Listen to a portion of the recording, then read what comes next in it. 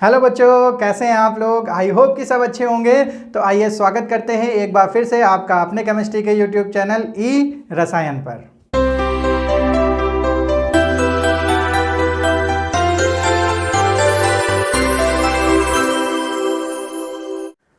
अपने last sessions में बच्चों हम लोगों ने देखा कि किस तरीके से हमारा जो इलेक्ट्रोमैग्नेटिक रेडिएशन था वो वेव नेचर के साथ साथ कुछ पार्टिकल नेचर को भी शो करता था। जिस तरीके से हमारी जो ब्लैक बॉडी रेडिएशन की प्रॉपर्टी थी और उसको समझाया हमारे प्लैंक क्वांटम थ्योरी ने, तो वहाँ पर हम लोगों ने देखा कि हमारी जो इलेक्ट्रोमैग्नेटिक रेडिएशन है वो वेव नेचर होने के साथ साथ पार्टिकल नेचर भी शो करती है।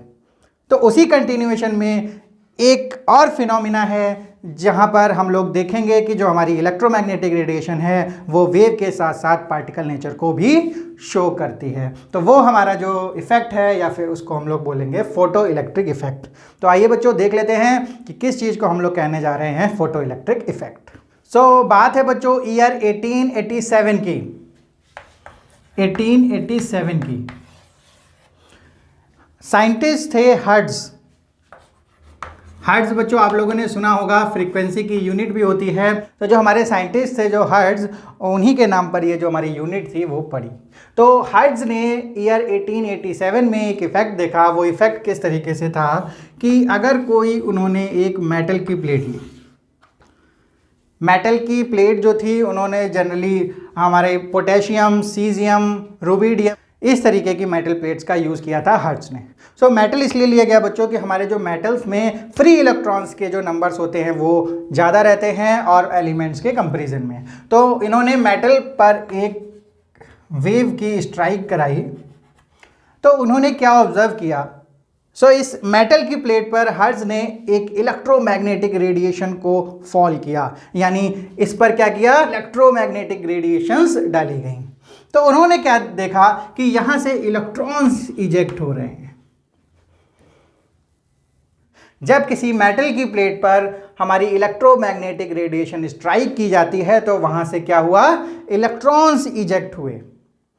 तो ये जो इफेक्ट था इसको बोला गया फोटो इलेक्ट्रिक इफेक्ट।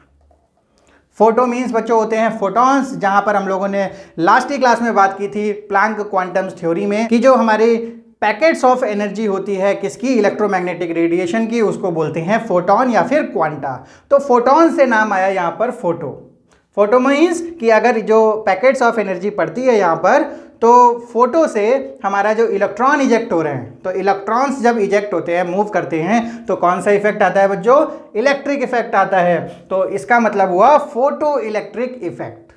तो यहाँ पर बच्चों कुछ नंबर ऑफ ऑब्जर्वेशंस नोट किए गए। तो बच्चों हम लोग देख लेते हैं कि कौन कौन से ऑब्जर्वेशन यहाँ से सामने आते हैं। जो पहला ऑब्जर्वेशन यहाँ पर देखने को मिलता है कि जो हमारी फोटॉन्स या फिर हमारी जो इलेक्ट्रोमैग्नेटिक रेडिएशन जब पड़ती है हमारी किसी भी मेटल के सरफेस पर और उसके बाद जो इलेक्ट्रॉन इजेक्ट होते हैं, तो उसके बीच में लगने वाला समय लगभग नेग्लिजिबल होता है। यानी इलेक्ट्रॉन के इजेक्शन और फॉल ऑफ या स्ट्राइकिंग ऑफ इलेक्ट्रोमैग्नेटिक रेडिएशन के बीच लगभग जो टाइम होता है वो बिल्कुल शून्य के बराबर होता है। यानी जैसे ही बच्चों स्ट्राइक की वैसे ही इलेक्ट्रॉन इजेक्ट हुआ। तो यहां पर हम लोग लिख सकते हैं no time taken between striking of radiation and ejection of electrons.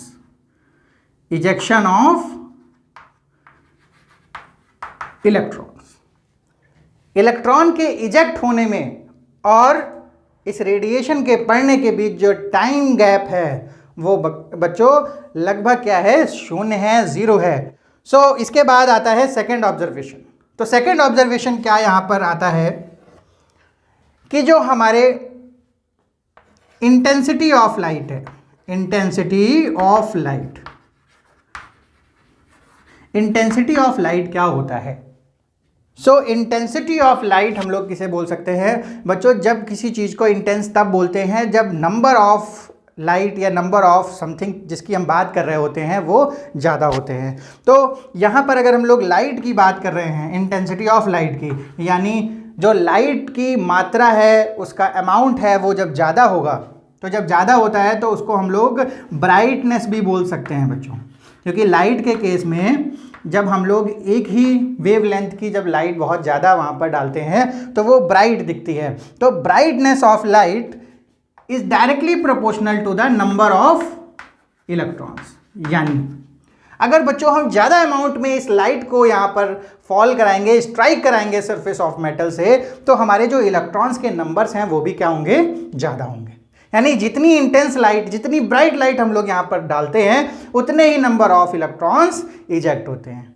यानी बच्चों अगर हम इस इफेक्ट के साथ एक सर्किट बना देते हैं और उसमें एक मीटर लगा देते हैं जिससे कि हम लोग मेज़र कर सकें कि इलेक्ट्रिसिटी या नंबर ऑफ इलेक्ट्रॉन कितने आ रहे हैं, तो इसका मतलब है कि अगर ब्राइटनेस हमारी इस लाइट की ज़्यादा होगी तो वहाँ पर इलेक्ट्रिसिटी का अमाउंट भी क्या होगा बच्चों, ज़्यादा होगा, क्योंकि हमारे numbers of electron is directly proportional to the brightness of light या फिर इंटेंसिटी ऑफ लाइट।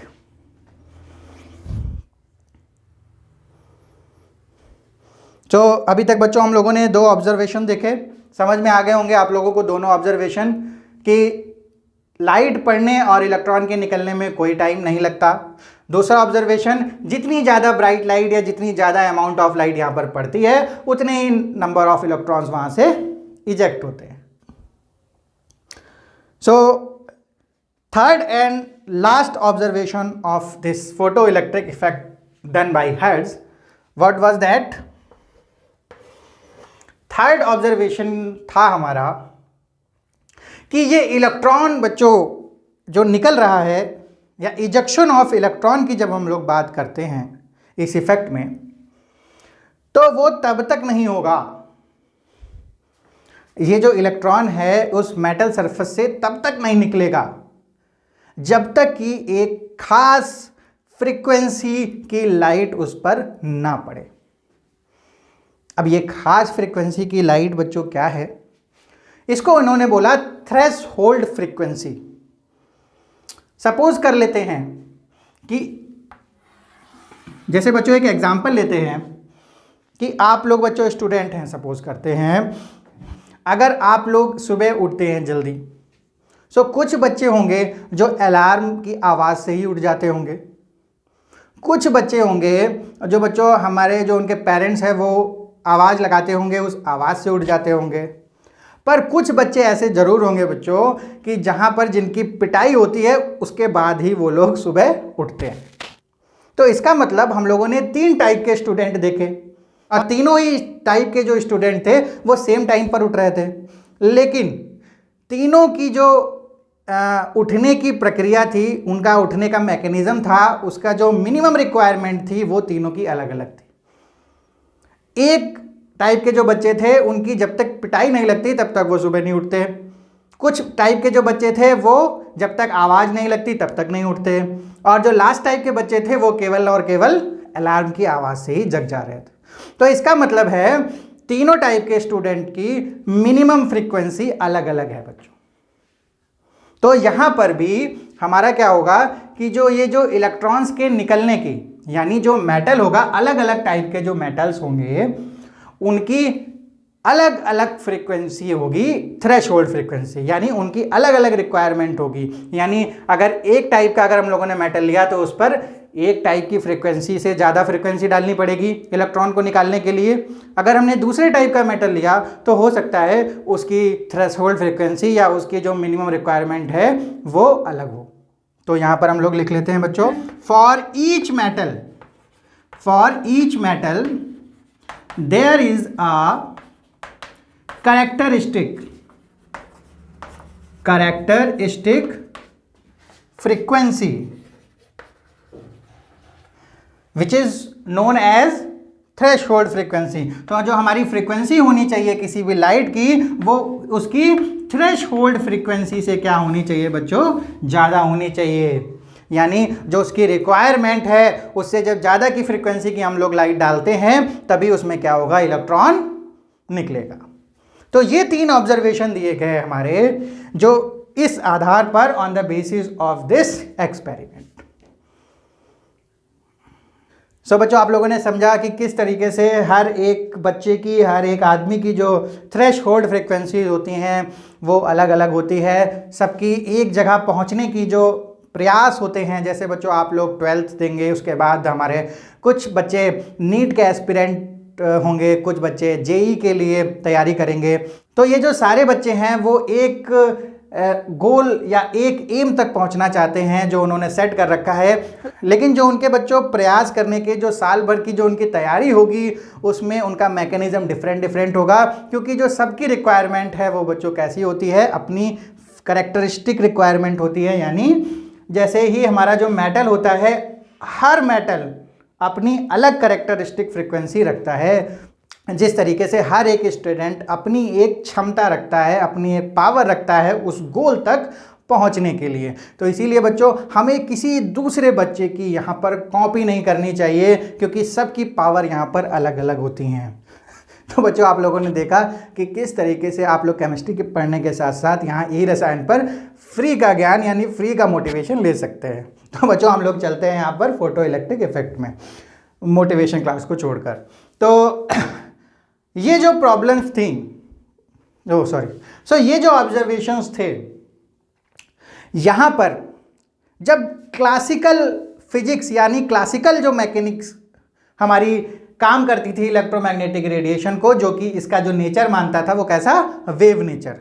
तो जब हम लोगों ने वेव नेचर से इसकी एक्सप्लेनेशन की बात की तो यहाँ पर कुछ बातें अनसुलझी रह गई। जैसे बच्चों ये जो हमारी इंटेंसिटी ऑफ लाइट है या ब्राइटनेस ऑफ लाइट है, तो ये जो डिपेंड कर रही है नंबर ऑफ इलेक्ट्रॉन्स पर। तो इसका मतलब हुआ कि जितनी ज़्यादा ब्राइट लाइट या जितना ज़्यादा अमाउंट ऑफ लाइट का हम लोग यहाँ पर डालेंगे उतने नंबर ऑफ इलेक्ट्रॉन्स निकलते हैं। तो इसका मतलब ये है कि हमारी जो काइनेटिक एनर्जी है इस इलेक्ट्रॉन की, यानी जो इलेक्ट्रॉन बच्चों इजेक्ट हो रहा है, तो इजेक्ट वो तभी हो रहा होगा जब उसके पास एक काइनेटिक एनर्जी होगी और उसी काइनेटिक एनर्जी के साथ ये मूव करेगा।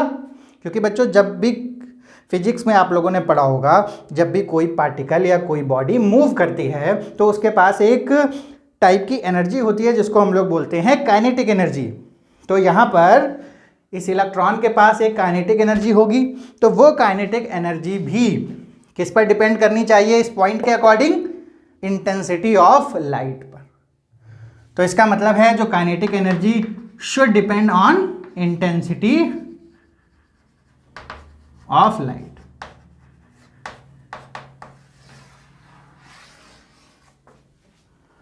तो हमारी जो क्लासिकल मैकेनिक्स के according kinetic energy should depend on the intensity of light. लेकिन बच्चों आइंस्टीन ने आते हैं यहाँ पर और वो एक एक्सपेरिमेंट करते हैं जिससे कि हमारा ये जो पॉइंट है ये टोटली क्या हो जाता है, एक्सप्लेन नहीं कर पाते हैं, या जो ये पॉइंट होता है बच्चों ये फेल हो जाता है। तो बच्चों देखते हैं कि आइंस्टीन ने किस तरीके से हमारे इस पॉइंट को क्या किया, नेग्लेक्ट किया। कौन से, on the basis of which points. So Einstein क्या करते हैं, एक मेटल की स्ट्रिप लेते हैं और उसके सरफेस पर एक रेड कलर की लाइट को क्या करते हैं, स्ट्राइक कराते हैं। बच्चों एक मेटल की स्ट्रिप लेते हैं और वहां पर कौन सी लाइट डालते हैं, रेड कलर की लाइट डालते हैं और बहुत ही इंटेंस लाइट डालते हैं बच्चों। सो यहां से बच्चों रिजल्ट क्या आता है, there is no ejection of electrons at all. तो जब बच्चों रेड कलर की मोस्ट इंटेंस लाइट भी अगर यहां पर पड़ती है तो नंबर ऑफ इलेक्ट्रॉन्स यहां पर नहीं दिखाई को मिलते हैं। तो बच्चों यहां पर कोई भी इलेक्ट्रॉन इजेक्ट हुआ नहीं दिखाई पड़ता है।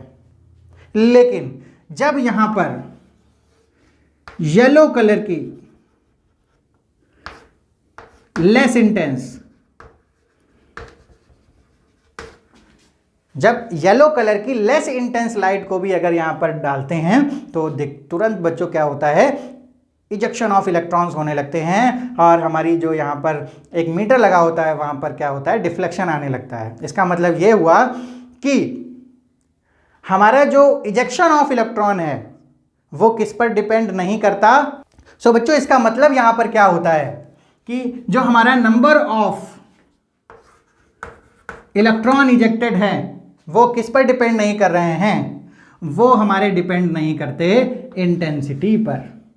क्योंकि बच्चों यहां पर हम लोगों ने बहुत ही इंटेंस रेड लाइट को यहां पर क्या किया था, फॉल किया था। Whereas in this case of yellow light हम लोगों ने बहुत ही लेस ब्राइट या फिर लेस इंटेंस लाइट को यहां पर यूज किया, लेकिन इलेक्ट्रॉन उस केस में हमारा निकल गया। वेयर एज जो हमारी मोस्ट इंटेंस लाइट था वहां पर हमारा एक भी इलेक्ट्रॉन इजेक्ट नहीं हुआ। तो इसका मतलब ये हुआ कि जो हमारी इजेक्शन ऑफ इलेक्ट्रॉन है, इजेक्शन ऑफ इलेक्ट्रॉन थे वो हमारे क्या कर रहे हैं, इंटेंसिटी ऑफ लाइट पर या फिर ब्राइटनेस ऑफ लाइट पर डिपेंड नहीं करते। तो इन्होंने बच्चों ये जो हमारा एक्सपेरिमेंट किया आइंस्टीन ने, तो इन्होंने इसके बेसिस पर एक प्लैंक की जो थ्योरी थी उसको एक्सटेंड करके एक इन्होंने इक्वेशन दी। देखते हैं बच्चों कि आइंस्टीन ने किस तरीके की इक्वेशन दी।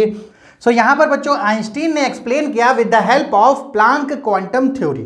तो प्लैंक ने क्या कहा था, जो हमारी रेडिएशन है वो बच्चों वेव नेचर की ना होके कैसी है, कंटिन्यूस ना होके डिसकंटिन्यूस है या फिर डिस्क्रीट एनर्जी के ब्रैकेट्स के रूप में यहाँ पर ट्रेवल करती है। तो यहाँ पर बच्चों यहाँ पर कंटिन्यूस ना होकर कैसी होगी, एच न्यू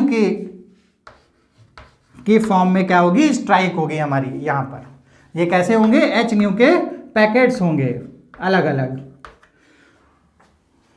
और ये जो बच्चों स्ट्राइकिंग फोटोन है, यानी जो इस फोटोन की एनर्जी जो हमारी स्ट्राइक कर रही है मेटल पर, उसकी जो एनर्जी होगी वो कैसी होगी, थ्रेशहोल्ड एनर्जी से ज़्यादा होनी चाहिए। यानी जो एच न्यू होगी वो कैसी होनी चाहिए, एच न्यू नॉट से ज़्यादा होनी चाहिए। यही बात हम लोग यहाँ पर कह रहे थे, पर यहाँ पर हम लोगों ने केवल और केवल फ्रीक्वेंसी के केस में कहा था। लेकिन जब हम लोग बच्चों फ्रीक्वेंसी को देखते हैं तो प्लैंक के अकॉर्डिंग जो हमारी एनर्जी होती है वो फ्रीक्वेंसी के क्या होती है, डायरेक्टली प्रोपोर्शनल, और इसकी वैल्यू होती है एच न्यू। तो यहाँ पर आइंस्टीन ने बात की कि जो पूरी की पूरी एनर्जी होगी उसको हम लोग बोलेंगे थ्रेशहोल्ड एनर्जी। और वो थ्रेशहोल्ड एनर्जी किससे ज़्यादा होनी चाहिए, वो थ्रेशहोल्ड एनर्जी से जो ज़्यादा होनी चाहिए हमारी स्ट्राइकिंग फोटोन की एनर्जी। ओनली देन, अगर ऐसा हुआ तभी हमारे जो नंबर्स ऑफ इलेक्ट्रॉन होंगे वो बच्चों क्या होंगे, इजेक्ट होंगे, और हमको फोटो इलेक्ट्रिक इफेक्ट शो होगा। तो थर्ड पॉइंट क्या बोला इन्होंने, सो बच्चों अगर ये वाली एनर्जी इस वाली एनर्जी से ज़्यादा होगी तो क्या होगा, तो हमारी ज़्यादा एनर्जी का जो फोटोन होगा वो जब इलेक्ट्रॉन पर पड़ेगा तो उस इलेक्ट्रॉन को अपनी एनर्जी ट्रांसफ़र करेगा। तो उसकी एक जो मिनिमम फ्रिक्वेंसी उसे चाहिए है वहाँ से उसको लेके वो क्या करेगा, इजेक्ट करेगा। लेकिन अभी भी बच्चों क्या है, उसके पास कुछ एक्स्ट्रा एनर्जी है। वो कितनी है, जो है H new minus H new not. तो इस एक्स्ट्रा एनर्जी के साथ वो क्या करेगा, मूव करेगा, और उसको बोलेंगे काइनेटिक एनर्जी।